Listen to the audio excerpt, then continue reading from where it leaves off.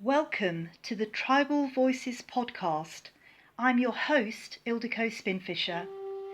For many thousands of years, people have walked this earth. They have been the caretakers of the land, living in harmony with the rhythms of nature.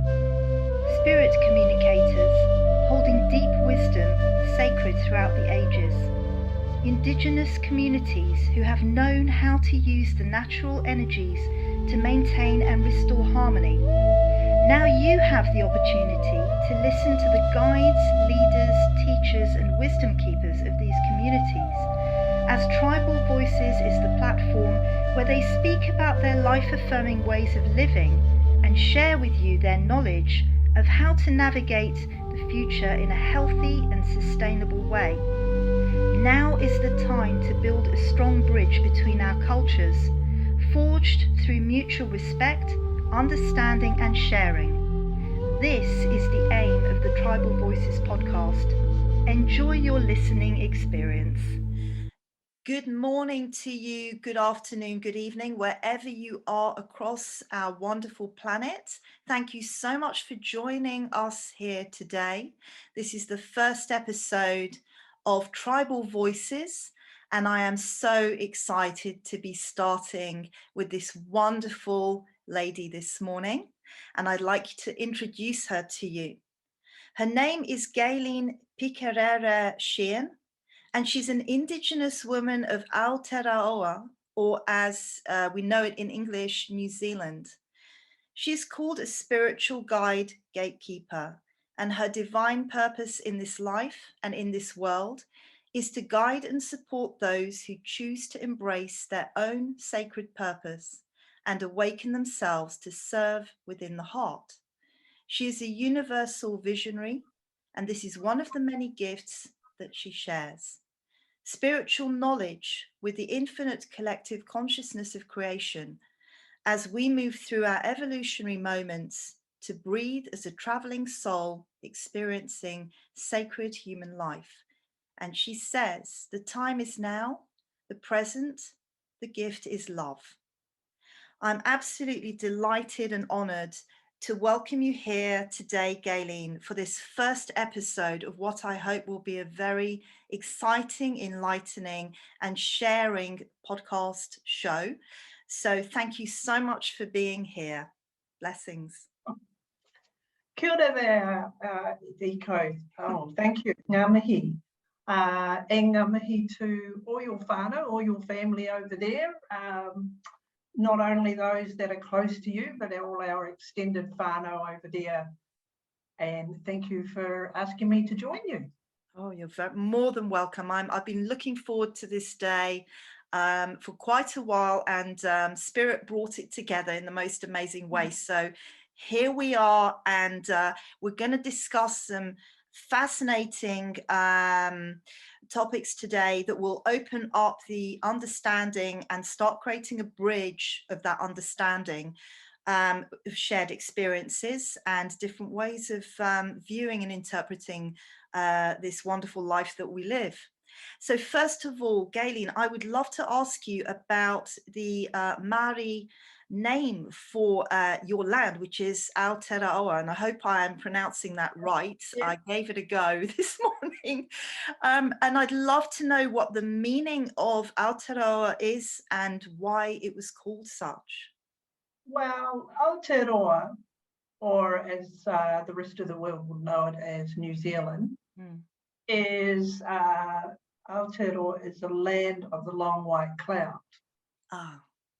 And our blanket of cloud forever embraces us when we are home. And that's why they called it Aotearoa. Right. So to us, that is the original name. Yeah, right. And it explains the land, the way the land is a characteristic of the land, and that's beautiful. It is. It's very much when you, especially when you're flying in from anywhere, and you have this blanket or korowai, cloak, as we would say, right, under this land. And it's a very sacred place of the world because it is actually one of the important places to do with Mama Tuanuku or Papa Tuanuku, as they say, as Mother Earth.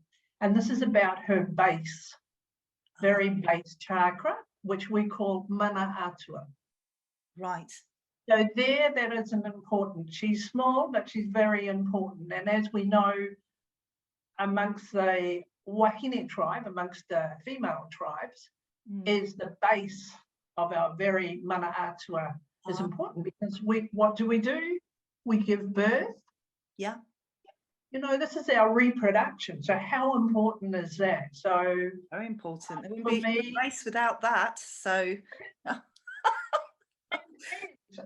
well, not only physically, you know, not all our wahine, our women bear children, bring children into the world. But it does not mean to say that they do not create or rebirth or give birth to gifts that are most important in this world at the moment of healing. Absolutely. And I also understand that it's seen that this is the first place where the sun is seen in the day. Can you explain that, please? It is one I'd be proud to, as our mountain on the my mother's tribe, Gatekeeper. We have a mountain, Maunga Hikurangi. Right. And the sun shines as it comes over from the east, the rays. It's one of the first places in the world that the sun shines. Wow. So, you know, if you can just maybe embrace that importance, that the sun's rays, tamanui te rā, or hinikura, places their rays on, you know, the base chakra of Mother Earth. You can imagine the energy. Yeah. And so here we are looking at the first place of anything beginning. And this is in the Polynesias too. Let's not forget the mountains around and the islands, the Polynesian islands, Samoa, and all the other islands as well. So it's not just Aotearoa. There are many main gateways in the Pacific that the sun's rays firmly places his or her hand on for us to awaken to the new day. And that's so interesting to hear that it is the base chakra that is associated with the first sun of the morning of the day, because it's from the metaphysics that I have learned or known about. It's actually the solar plexus, so sun, solar, and that of course is the stomach. So it's really interesting to hear it in a different way and to understand why it is so in your culture. Yeah. I feel that we, as universal human beings, we all have our different stories and our different steps and our different understanding. So I feel that when you embrace your own individual story about how you're understanding not only the mana centers or the mana atua of Mama Tuanuku, of Mother Earth, but also of yourself. It's okay if someone has a different story. Of course, and it's fascinating to share the other viewpoints. I think that's what brings the richness to our experience. Absolutely. Yeah, it's just, it really is very interesting to know. So you describe yourself as a spiritual gatekeeper. Can you please explain what that position is and what it means to you? Hi. It's called a kaitiaki kaiarahi, and that's a gatekeeper, spiritual gatekeeper guide.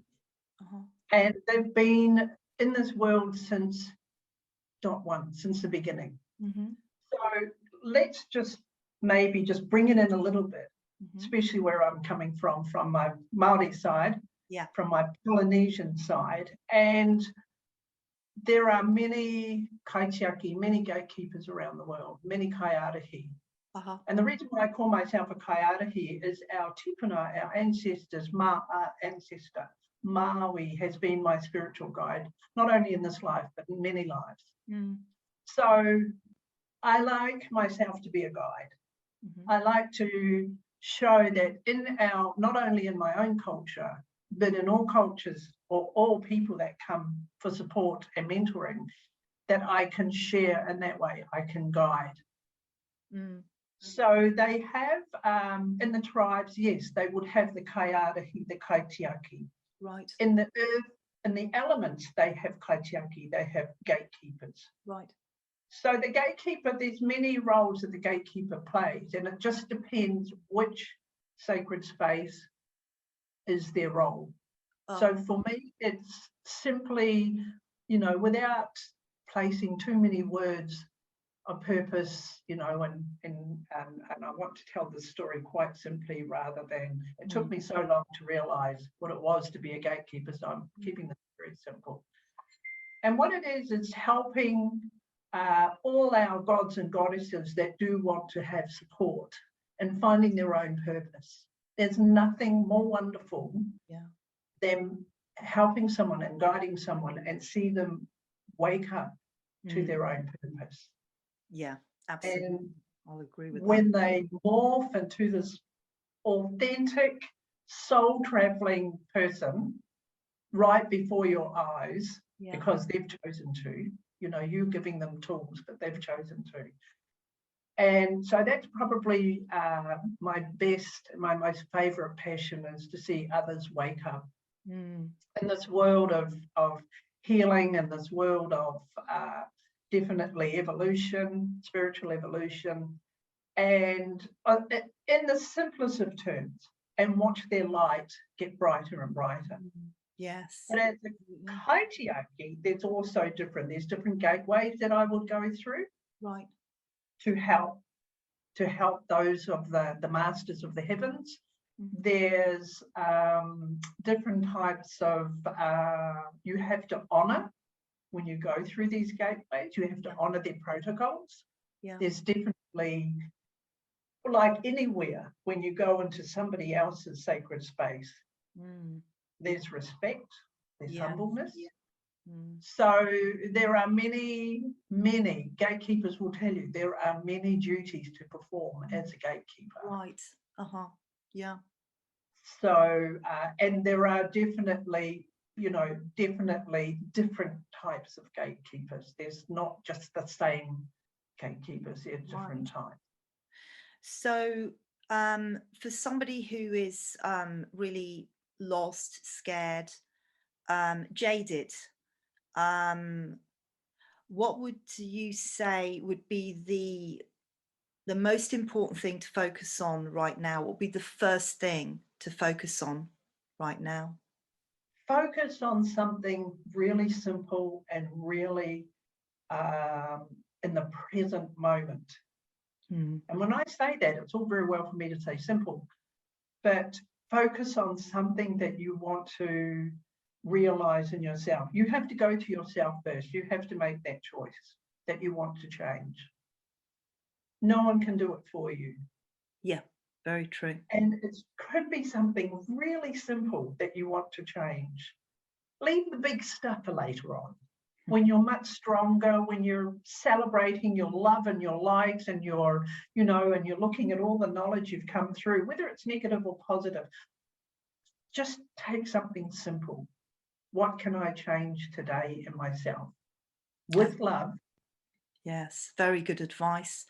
I think, yes, because things get so overcomplicated and there's so much noise coming at people that they don't actually have even the space of silence to be able to, you know, even put one foot in front of another, because the rug is always being dragged out from under them by the next and the next and the next. So that's very, very sage advice, to just focus on something simple and build it from there. Yeah. I have a message from Ascended Master Christ for you as you're speaking. Oh, how lovely. Thank you. The beautiful Ascended Master says, you are the only potential. Wonderful. You cannot not have potential to succeed. How lovely that is. Thank you for sharing that. And thank you, so Christ Ascended Master. I thought I might get a lot more, but obviously it's me that's a talkative one, because they're just sort of lining up one another.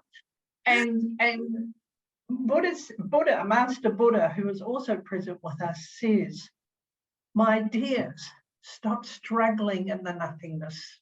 Oh, that's just beautiful. Thank you. And so just those simple words are all that we need.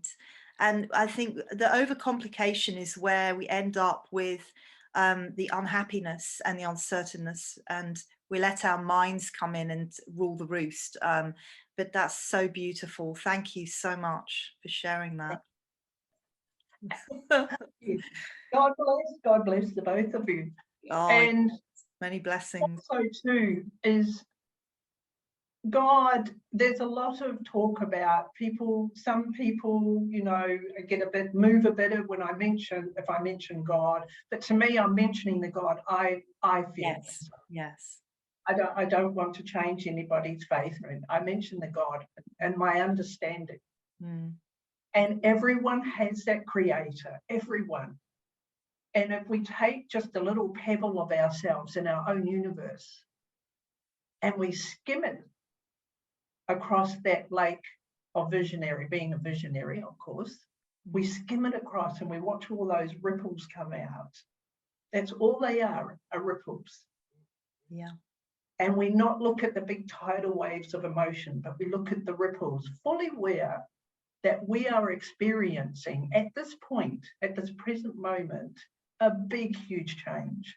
Oh, yes. But if we just imagine, all of us, every one of us, just take a small pebble of our universe and skim it across that lake of visionary, and then just think, what would I like if God has given me this opportunity? What would I do for myself? It may be just a cry. You know, it may be that universal cry that you need. It may be something like being better to yourself, loving yourself. And the most extreme time is to love yourself. Let that seed come through. Let it come through, because we all have it. We all have it. And I do remember, you know, thinking and struggling and doing all sorts of things. But now I realize it was just my way of climbing my own mountain, my own divine. And we've all got a mountain, all of us. Yeah. Sometimes it's a little anthill to start off with, but I can tell you, when we get better, it starts growing. And so we need to climb some more. Very true. Yes. It's always growing ahead of us, climbing.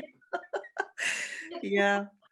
I go home to our mountain, to Maunga Hikurangi, because she's my grandmother. And I talk to her. I walk up the mountain and I talk to her so that I can renew our relationship. By the time I get to where the po or the totems are, there's 9 of them. I have then had that relationship with her where I can breathe and I can sit and listen to her. That is why we have mountains. They're our best type of computer that we can shoot into. We can put our password in there and we can just sit there and not say anything. But this wonderful grandmother teaches me things I honestly never would think I would know about, but she just opens me up. And this is what we all do. We have a mountain. Yeah. We may live in the heart of London. We may live in the heart of New York. We may live in, you know, the busiest place in China, but we still have a mountain, and that mountain's with it.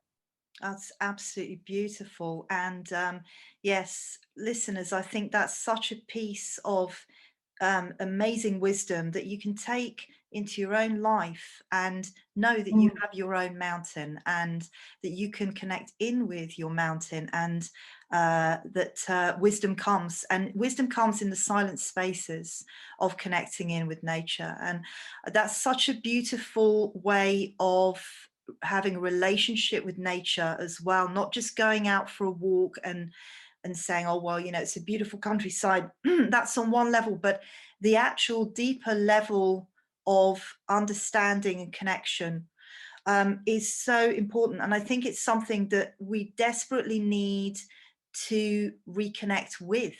And so your explanation is is very, very vital to hear. And thank you for sharing that, Gaylene. Thank you so much. You're welcome. You're welcome. Thank I you. just, like I said, we don't all have mountains out the window where we can look at, but we have our mountain that we can tune into in ourselves. Absolutely. Absolutely. And, you know, even if it's a representation somewhere in the environment that we do have around us, it could be a tree, you know, it could be an animal. I mean, I personally, whenever I go out somewhere, I attract butterflies, moths, and dragonflies. They will actually land on me most of the time. And, you know, so I have a relationship with animals on that level, and I see that as sacred, because I always find that I'm getting a message through from the animal that graces me with its presence. And I think it's about listening more, being in the silent spaces, and as you rightly say, being present, not just to yourself and your relationship. Your first relationship is to yourself, but also with the environment and how it interacts with us and how it teaches us. And I think it's very, very important. It strengthens us up, makes us more resilient to focus on the simple things, as you say, on one simple thing, and then build up from that. That's absolutely beautiful. That's absolutely beautiful. Absolutely. Absolutely. And until we do those little wee steps, those pebble steps, you know, do those ones first, from my experience. Absolutely. And that beautiful painting behind you, which just sings with its colors. You explained to me that it links in with your role as a gatekeeper. So could you just explain briefly the symbolism of that lovely painting? It's because I'm Polynesian. I love frangipanis. Oh, they're just, ibis, aren't they? And anything to do with the Pacific. And the top frangipanis, they are white. So when, like everyone, when you're creating, there's another language inside of you. You're listening to the language inside of you. So I wanted to create the frangipanis. It took me quite a while. And they are white because they represented how we are in our purest form while we're in heaven. And as they come down through the gateway, which is the cross, which is gold cross. Yes, and you were saying before, yes, in the Western world, that it was, even here, it's Christianity. Well, a lot of people would look at it and think, oh, the cross, you know, it's to do with Christianity. But in fact, it's something different, isn't it? It represents something different, as you explained. It's, I've always loved, as a gatekeeper, I've always loved crosses, because the center point of a cross is when you go from one world to the other. And I've been through many worlds in my travels. And so the light is just, there's no explanation for it when you go into one realm to the other. And that's why I like crosses. I always like, and gold. I've always liked the gold because, of course, we know that gold is healing. And this is the golden age. So that's why you have gold. With the mana atua, or the chakra in the Polynesians, is you put your left hand on the flat of your chest, and if you press gently, it's gold. And it actually means wātea, meaning freedom.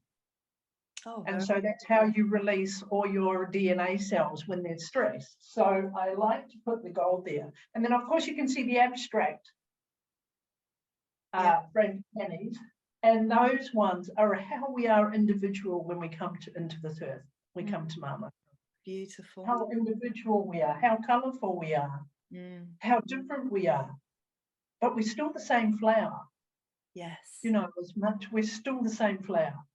Yeah. It's just there's something slightly talented and something very unique about us as individuals. Yeah. I don't know if you can see the bottom, but I've actually placed the mountain I belong to. And I've been living in Australia, I've placed Uluru as well. Oh, right. So out of respect, I've got two mountains there. That's lovely. And that is the respect, and there's all the ferns. but I absolutely love the energy that comes off. Oh, yes. And I Feel it. have asked for all the energy to flow into this interview so that everyone will have a little piece of magic to add on to their already universal magic. I could definitely feel it. It's, as soon as I saw it, I just felt that vibrancy of life, and it's just beautiful colours and yeah. Yes, I love colours. The symbolism is wonderful. Absolutely love all the colours. Yeah, yeah. So even when I would go to funerals, I would not wear black. I would wear colours. Right. Because I would celebrate the person. Yeah. You know, so everybody would, you know, I'd come in a big orange coat or and one of my favourite aunties, she went around telling everyone, before I pass away, I'd just like you all to know is please wear colour. I don't want anyone to wear black. Oh, that's and we were like rainbows. Yeah, we very wore different. colours. Yeah, because in some cultures, it's white, isn't it? That's worn for mourning, not black, like in countries in you know, England, for instance. It does depend. It does depend because with even in my culture, they'll still wear black. Oh, okay. You know, if somebody dies, which is a tangi that they go to, they'll still, some of them will still wear black. But to me, I love the colour. Somebody asked me why was I wearing an orange coat, because it was one of my grandmother's funerals. And I said, because I am honouring my grandmother. Right, yes. She was amazing, amazing wahine. She's or queer, we call it, as grandmother. And I was spoilt by her. So that could have something to do with it too. But she was just such a, my grandmothers, when they were alive, were very, very powerful. And so it's carried on, you know, it's carried on. Women are very powerful. I agree. And I think this is something also that is very important to know, that in our femininity, we have a tremendous power, but it is not the masculine power, it's the feminine power. But to value it and to understand that we actually carry tremendous power if we are empowered within our lives. But we need to get empowered before we can understand the power that we do actually embody and hold, and then you have it in the right way. Yeah. And the very beginning of that power is inside of you. Yes. Very beginning. Excuse me. Sorry. It is. It's inside of you, and it's you have to feel it.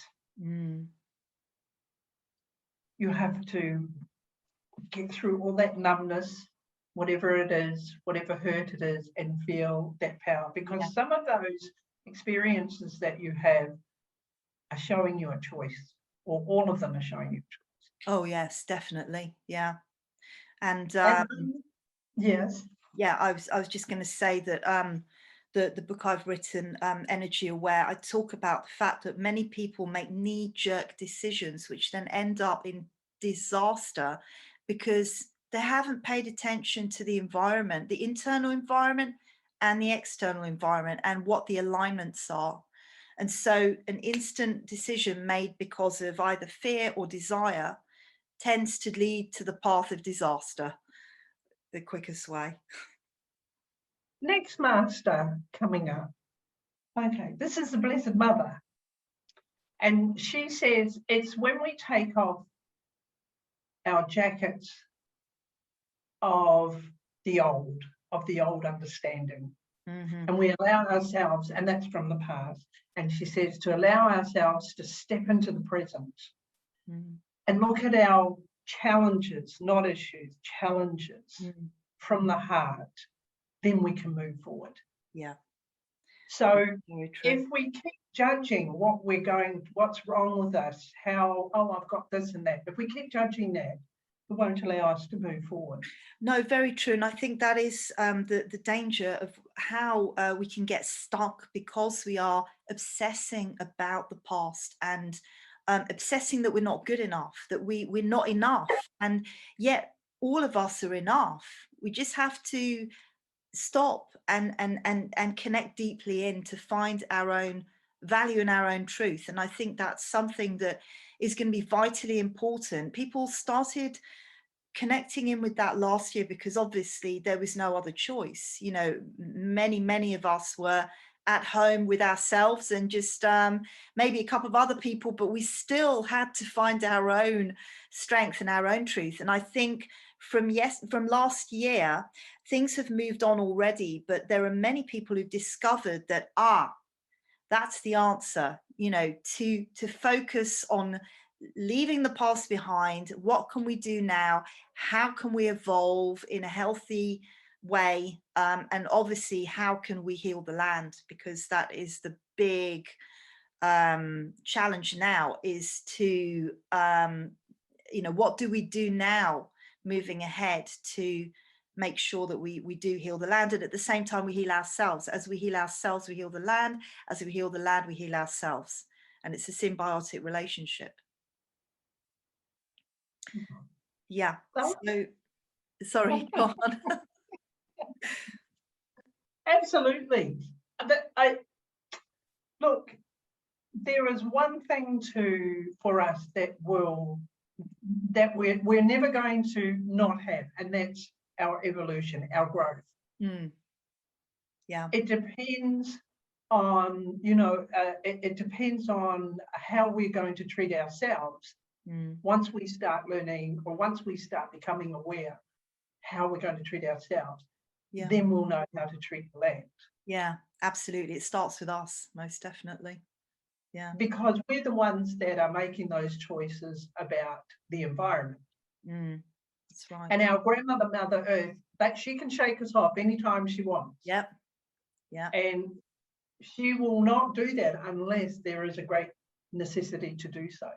Yeah, absolutely. So we have to honor that. We have to honor, come to this, you know, how many times have we been on this planet to evolve, and how many times have we given back? And how many times are we friendly, you know, are we friendly to the next door neighbor? That's as simple as that. And how many times will we look in the mirror and we will say, oh, I love you, and cringe in the beginning? Yes. Speaking from experience, and then, oh my gosh, this is so cool. Oh no, I love you back. You know. Yes, exactly. Yes. So there's these are very wise words, very helpful. I want to ask you, because we are in September, and we had a brief discussion a couple of weeks ago. We are in September, and you gave a wonderful explanation of what the energy of September is all about. So could you please share that? Okay. So September is about conceptual energy. And the story goes that we have been, in the last maybe couple of years, maybe couple of months, maybe couple of weeks, we have been planting ideas, and they have sort of been created in the embryonic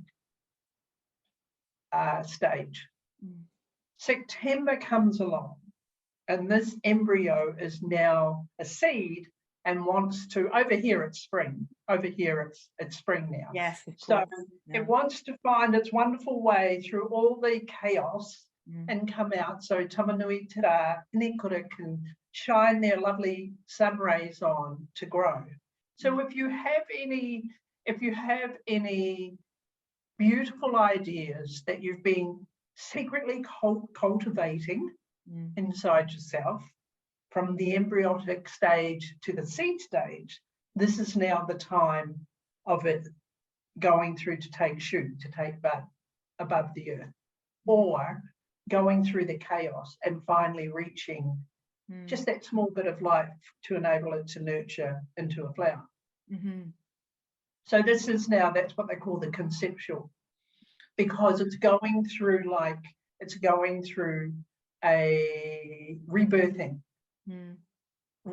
stage and a birthing stage, to go through the soil and to come up. And our responsibility is, how are we going to support that energy, that seed, that conceptual energy? How would I, as a woman, be able to support my ideas? How would I do that? Because everyone's probably thinking the same thing. So what are we going to do? I've got an idea. How am I going to make sure that it keeps going forward, that I create it into this big dream that I've always wanted? Yeah. Give it love for a start. You give it love that you can take from your heart, you can embrace it with your soul, and most of all, fill it for light from your goddess self. Beautiful. And again, you can step back and go, okay, what did she just say? Start having a relationship with your inner selves. Don't start. Just remember who's in alignment here. Who's in alignment? And when you do that, amazing things will happen. When you take responsibility for your own ideas and your own dreams and your own seeds and your own embryonic stages and your own conceptual energy, something wonderful is going to happen. Absolutely. And I suppose the thing is that it holds true even for us here, well, in the UK, as we're heading into autumn. Obviously, September for us is autumn and then winter, but it maybe is more about creating the seed at the and putting it into the ground at the moment. Yes. Yeah. Definitely. Yeah. United Kingdom are going through, in all the areas, or there's England, there's Ireland, there's Scotland, you're all going through a rebirthing. Definitely, the whole world's going, but we're all going through it differently because there's different seasons, different rhythms, different momentums all around the world. So the blanket of healing may not be seen by a lot, but it's there. It's absolutely there. I know it's there. I know that we've been supported by the universal masters, angels, saints, you name it, they're all there to help. See, over here, we're all spread out. So we have, we're not in a country where there's millions of people. Yeah. So obviously you would need more guidance and more help. And there has been. It's very comforting to hear, because obviously there is a lot of fear, there's a lot of uncertainty, and it's important to know that there is if you like, a grand plan that is up there. They're paying attention. They are, honestly, I'm telling you that right now. There is this wonderful blanket. It's like a grandmother's blanket. You know, with the grandmother that sits there and crochets or knits blankets for everyone. And there's a blanket that's been put right across that part of the world. And people, it's like you can feel it. You're not quite sure what it is, but you can feel it. That blanket of hope, the blanket of healing, the blanket of light. You haven't been left out. There's, it might seem there's a lot of suffering, and I know there is a lot of suffering going on. Yes. However, those of us, which you would surely know this, those of us that are knowing about our own light, have been sharing our light. Yes. And sharing it around the world, not just for us in our own homes, but sharing it around the world. Yes. And watching the potential that this blanket, this healing blanket, is doing across the world.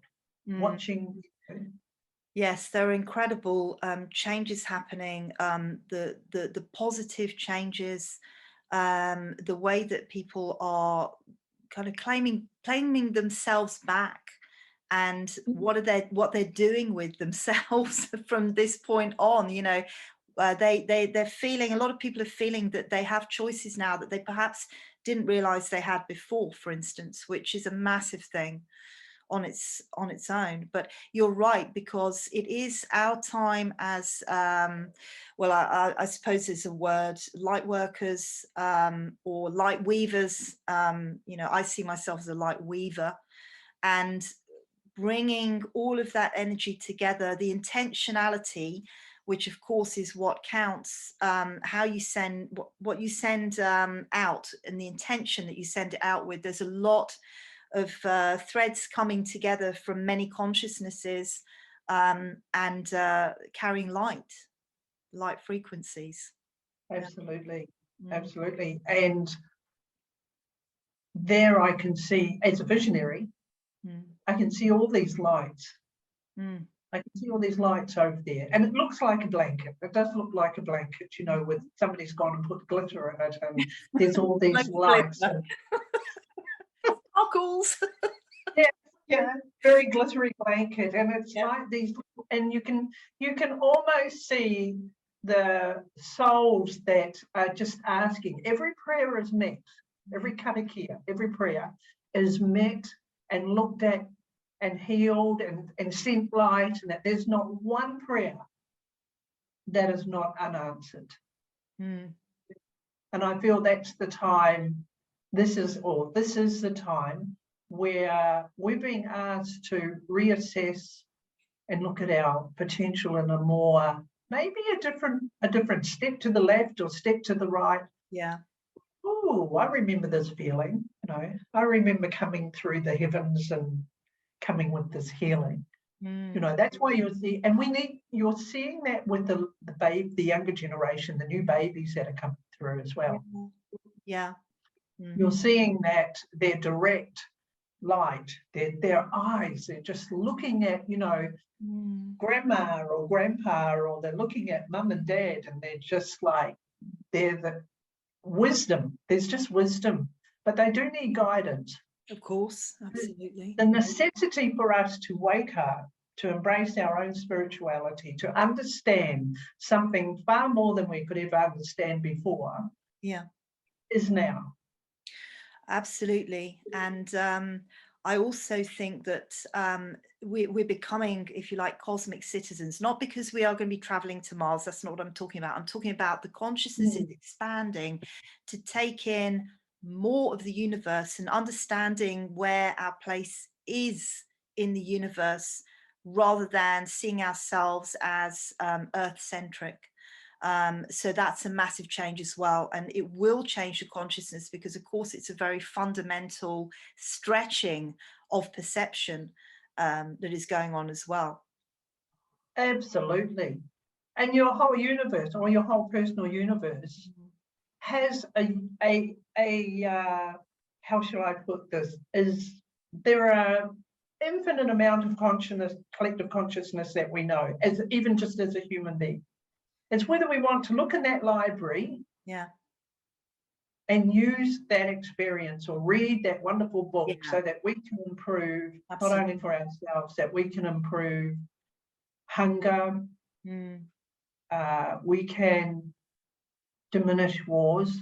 You know, there's things we can improve on. Absolutely. Yeah. And to do that is to improve on ourselves. It starts with ourselves, definitely. Yeah. So there's probably one question that I ask when people come to me, when we're doing individual one-on-ones. Yeah. I ask them, there's only one rule. When you come through the doorway, you are only to talk about yourself. That's the only person I want to hear about. Because once you talk about yourself, then I know you're getting to know yourself and your capabilities. That's very powerful, and it counters perhaps some of the you know, opinions and ways that we are pushed perhaps to not focus in a healthy way on ourselves, or have been pushed to. And I think reversing that and having that healthy relationship with ourselves is now, I would say, the top job. There's nothing more important than that job for every single person right now. Because you do find, when you're doing that, you find that power that we were talking about, that potential power. So then you'll know how to share it and not leave yourself depleted. You will know how to share it. Yes. Because it's infinite power, there's no stopping. You just keep knowing how to use it and how to share it. Yeah. You know, how to heal with it, how to create with it. And unless we teach ourselves to drive and we come out of that automatic rhythm, you know, it's okay if you're going to turn a corner that may end up in nowhere. It's okay. You went around that corner for something. Absolutely. Everything happens for a reason. It does. Honestly, it really does. And from knowing myself back for my adult awakening, not necessarily my childhood awakening, because that was always there, but my adult awakening. Yeah.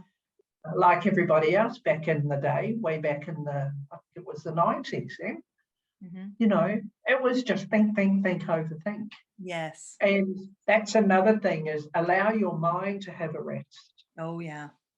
Very important. Yeah. Your power is not coming from your mind, it's coming from your spirit. And so you have to allow your mind to have a rest, and a little bit of discipline goes well with the mind. Yes. It's been playing havoc like a small child, you know, given lots of toys. Yeah, exactly. So yeah. As I say, it's like the 3-year-old with a can of green paint and chocolate, and the green paint gets eaten and the chocolate gets spread on the wall when you open the door to have a look at what's happened. Absolutely. And in the moment, if you don't realise that, then enjoy what you're doing, because one day there will be that person that you are will turn around and go, well, we've had enough of this now. I think we're going to have a bit of a rest, and we'll just get a little bit more focused.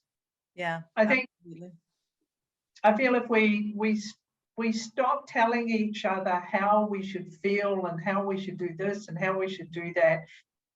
You mentioned listening, and that used to be one of my biggest things I needed to know about was listening. And when I would sit and meditate those many years ago, you know, the mind was really busy, really, really busy. Yeah. But as I continued to meditate, the mind settled down. And now a semi-trailer can come past me, and while I'm meditating, I'm fine. I'm fine with that. Yeah. And I believe it's listening. If you're not quiet, you won't hear yourself breathe. Absolutely. Yeah. And it's vitally important, because that's where the reconnection takes place. So, Gaylene, this has been absolutely wonderful. Can I ask you, is there a message for our listeners that is one that you would like to leave with them today? Yes, because this is when I'm getting everyone, sort of all the masters coming right in this time. Just take one moment when you're by yourself, and just sit with yourself. There is an amazing soul inside waiting for you to make that sacred space so that your divine soul can speak to you. And it doesn't have to be in words. You may feel, you know, emotional. You may feel the love. Yeah. You may see something. You may see a giant gold cross. You may see a teddy bear. But allow yourself the privilege and the humbleness to sit with your soul.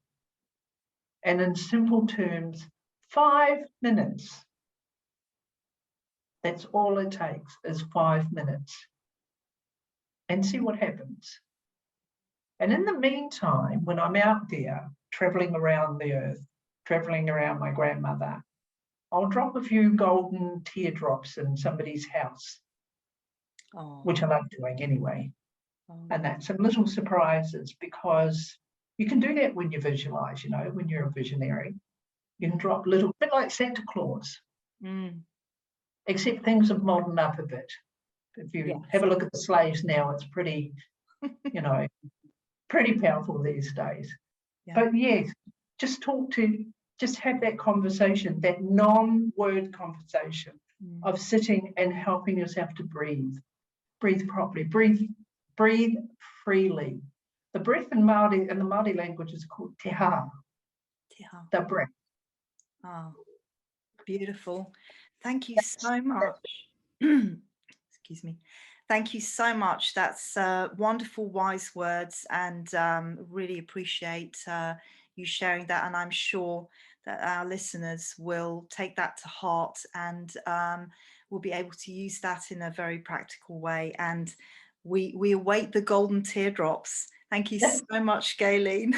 It's been an absolute pleasure, a delight and honour, an absolute pleasure. We will share your contact details when I put this recording out and video. So just to let you know, listeners, as I mentioned at the beginning, this is the first episode of the new podcast show called Tribal Voices.